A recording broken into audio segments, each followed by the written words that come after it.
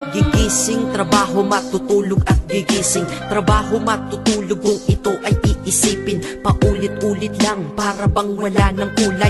Palaging ganito, ano ang punto ng iyong buhay? Sa sweldo, babayad, sa sweldo, babayad.